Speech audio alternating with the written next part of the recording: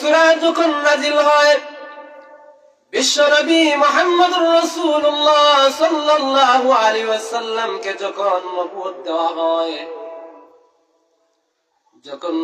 দেওয়া হয়, ইসলামের নবী হিসাবে যখন নবুয়ত হিসাবে যখন প্রাধান্য দেওয়া হয়, তখন বিশ্বনবী মুহাম্মদুর রাসূলুল্লাহ সাল্লাল্লাহু আলাইহি ওয়াসাল্লাম দুনিয়ার মধ্যে ইসলাম প্রচার করতেছিলেন, নবুয়তের দাওয়াত প্রচার করতেছিলেন। এই সময় বিশ্বনবী মুহাম্মদুর রাসূলুল্লাহ সাল্লাল্লাহু আলাইহি ওয়াসাল্লাম যখন এইভাবে দাওয়াত দিচ্ছিলেন, তখন কুরাইশ সম্প্রদায়ের মানুষেরা একটা দ্বিধাদ্বন্দ্বের মধ্যে পড়েছিল, বিব্রতর মধ্যে পড়েছিল, কনফিউশনের মধ্যে পড়ে যায়।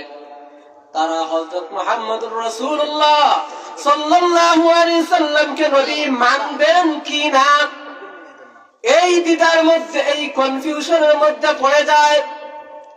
এজন্য কুরাইশ সম্প্রদায়ের মানুষেরা বিশ্বনবী মুহাম্মদুর রাসূলুল্লাহ সাল্লাল্লাহু আলাইহি সাল্লাম সত্যি নবী নাকি মিথ্যা নবী, এটাকে চ্যালেঞ্জ করার জন্য, এটাকে যাচাই বাছাই করার জন্য নজর ইবনে হারিস এবং আবু উবাইদাকে, ওই দুইজন প্রতিনিধিকে তারা মদিনার মধ্যে পাঠায়।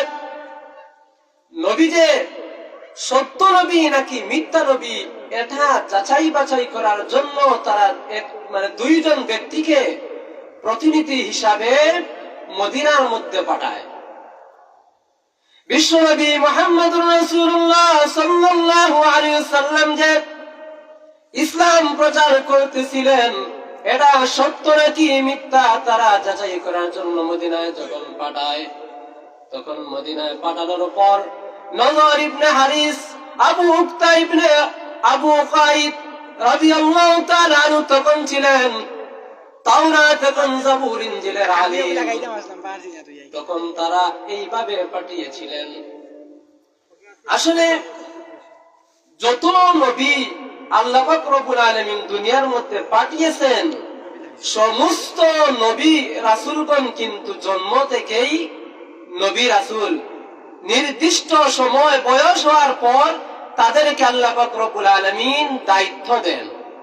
তারা কিন্তু জন্মগতভাবে নবী এবং রাসূল। সেম আমাদের নবীকে যখন 40 বছর পূর্ণ হয়ে যায়, তখন নবী করিম সাল্লাল্লাহু আলাইহি সাল্লামের কাছে আল্লাহ পাক রব্বুল আলামিন নবুয়তের দায়িত্ব দান করেন।